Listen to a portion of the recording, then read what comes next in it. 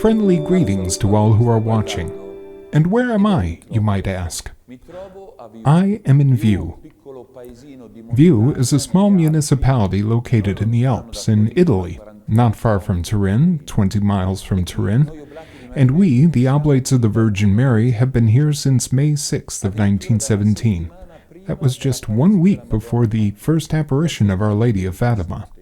In the beginning, this was a vacation house for the clerics, and since 2002, this house has been dedicated to the ministry of retreats and spiritual formation.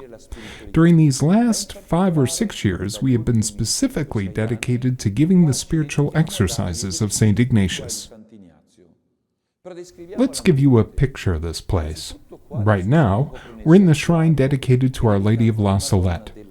Actually, everything starts from Count Giovanni Battista Schiari, who owned this house and whose daughter was sick. Concerned for his daughter, people told him, "Look, just a short time ago Our Lady appeared at La Salette." So he went, took some of the water, and his daughter recovered. Now these days we say, it is enough to just say thank you. Well, at that time it was not enough, and to say thank you, he built this little chapel, which we call a shrine, dedicating it to Our Lady of La Salette. There's a nice image in the shrine, which is not very realistic, but it is very nice, of the Madonna with Maximine and Melanie. Also, here in the shrine, are nice stained glass windows. One of them shows Father Lanteri writing the rules of the congregation according to the dictation given by Our Lady. Here in this space, we celebrate the Mass nearly every day, and there is a road leading to the shrine.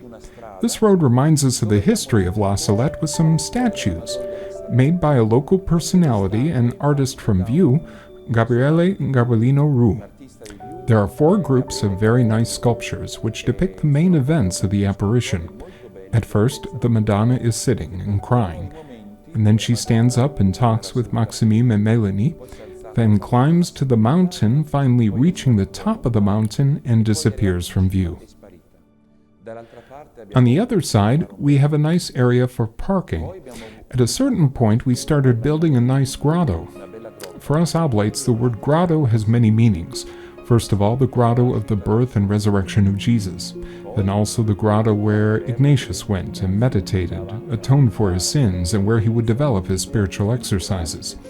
We could say it is also the grotto of Mary Magdalene. She was one of the apostles in a certain sense, and this is where she had a kind of retreat that led to her conversion.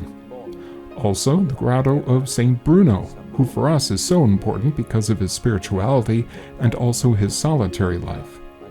But with this specific grotto, we have a place dedicated to Eucharistic adoration. Now you might ask, why do you have so many places set aside as places for prayer?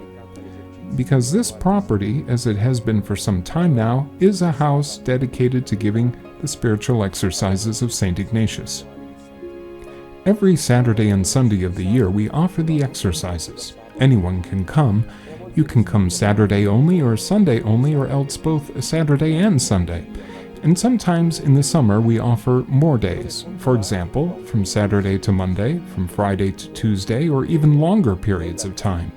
Here you can find silence, meditation, a nice place in the mountains, an area with fresh water and clean air.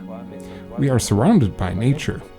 Behind us, for example, behind the shrine is a little lake with turtles and fish, and we have the alpine landscape, which can help facilitate this time of prayer, the landscape which Lanteri loved, because not far from here is the sanctuary of St. Ignatius at Lanzo, where Lanteri himself gave the spiritual exercises. This property, being a part of the Valley of Lanzo, was an area already loved by our founder, and he did, in fact, go to give the spiritual exercises. So we can say we are living in a unique area. I once asked a Jesuit if he knew where St. Ignatius had appeared in an apparition. He replied, "I don't know about St. Ignatius's apparitions." Well, here we are close to the place where St. Ignatius appeared on a mountain to help a poor shepherdess, and he appeared with other Jesuits who seemed to be St. Francis Xavier and St. Peter Favre. Quindi un luogo un po' particolare anche per la storia nostra Here at this retreat house, we have a Lanterian family with lay people who love the congregation and love our charism. They see this place as being important, especially in the work of giving retreats and the spiritual exercises. They help me to keep this house going, alive, open, and welcoming.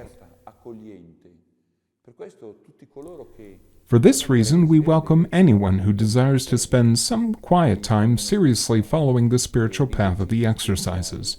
And the person who needs a time of detachment, of quiet serenity, this house can help one to achieve this. Also, this is a Marian house, because here Mary is venerated under the title of Our Lady of La Salette. Here, people can come to a house where the Eucharist is placed at the center, a house where we promote Eucharistic adoration, a house that is loved by many people, because on Saturdays and Sundays we have a lot of people who come only for the Mass, or to go to the grotto, or to spend a short time here to find peace and quiet. I welcome all of you to come and visit this house and to know this place which for us is a real jewel of our congregation. Welcome.